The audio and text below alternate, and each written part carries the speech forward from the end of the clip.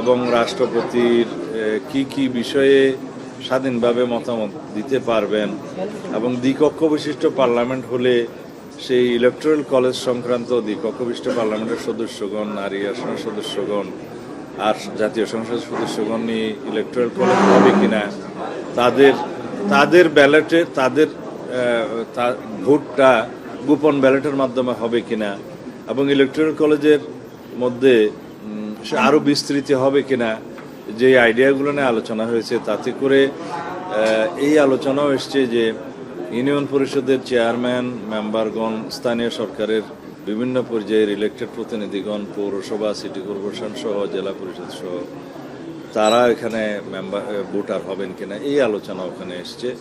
তো বিভিন্ন রকমের মতভেদের কারণে রাষ্ট্রপতির ইলেকটোরাল কলেজ সম্পর্কে যেহেতু সিদ্ধান্ত আসা যায়নি, সেটাও পরবর্তীতে আলোচনার জন্য পেন্ডিং রাখা হয়েছে এবং দ্বিকক্ষ বিশিষ্ট পার্লামেন্টের আলোচনাটা আজকে আবার এই জন্যই শুরু করতে চেয়েছেন, ওনারা শুরু করেছেন যে ইলেকটোরাল কলেজ যদি দ্বিকক্ষ বিশিষ্ট পার্লামেন্টের ক্ষেত্রে হয়, আগে দ্বিকক্ষ বিশিষ্ট পার্লামেন্ট হচ্ছে কিনা, হলে কত সদস্য হবে, তার নির্বাচন পদ্ধতি কী হবে, সদস্য সংখ্যা এগুলো নির্ধারণ হওয়া উচিত।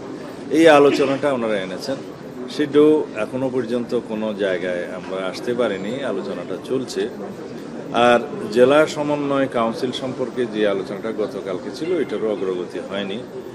আজকের যে এজেন্ডাগুলো প্রথমে এজেন্ডা ফিক্স করা হয়েছিল, তার মধ্যে প্রথম এজেন্ডা ছিল প্রধানমন্ত্রীর মেয়াদ সংক্রান্ত আলোচনা। সে প্রধানমন্ত্রীর মেয়াদ সংক্রান্ত আলোচনাটা আজকের 1 নম্বর এজেন্ডা থাকলেও আলোচনাটা শুরু হয়েছে বলতে গেলে 4:30টার পরে। তো সেই জন্য সেই আলোচনাটা আরও বিস্তারিত আলোচনার জন্য পরবর্তী রোববারে অথবা তারপরে আলোচনা হবে। এই বিষয়টা এইভাবেই সিদ্ধান্ত হয়েছে এবং রোববারের আলোচনার জন্য অন্যান্য যেগুলো বিষয়গুলো পেন্ডিং ছিল, সেই পেন্ডিং বিষয়গুলো রাখবেন বলে ওনারা বলেছেন। তার মধ্যে নারী আসন, দ্বিকক্ষ বিশিষ্ট পার্লামেন্ট অথবা চিফ জাস্টিসের বিষয়টা এবং রাষ্ট্রপতি নির্বাচন ইত্যাদি, এগুলো হয়তো রবিবারে হবে। নতুন কোনো এজেন্ডা সেদিন অন্তর্ভুক্ত হবে কিনা এখনো আমরা জানি না।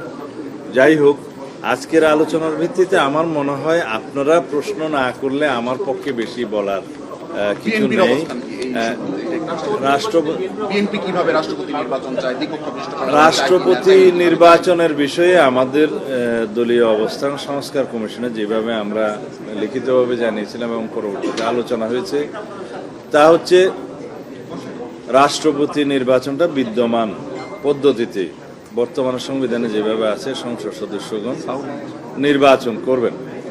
আপনারা যদি দয়া করে একটু আলাপ কমানো, সেই হিসাবে আমাদের প্রস্তাব আছে। তবে সেই প্রস্তাবের সাথে আমরা অ্যাড করেছি পার্লামেন্টের সদস্যগণ 300 সদস্য যারা সরাসরি নির্বাচিত হবেন, তারপরে মহিলা আসন যদি 100তে উন্নীত হয়, বর্তমানে 50 আছে, সেই সদস্যগণ তাহলে 400। আর যদি দ্বিকক্ষ বিশিষ্ট পার্লামেন্টে স্থাপিত হয়, সেটার নাম সিনেট দেয়া হয়েছে। পরবর্তীতে সেই নাম ফাইনালি কি দাঁড়াবে সেটা এখনো জানি না।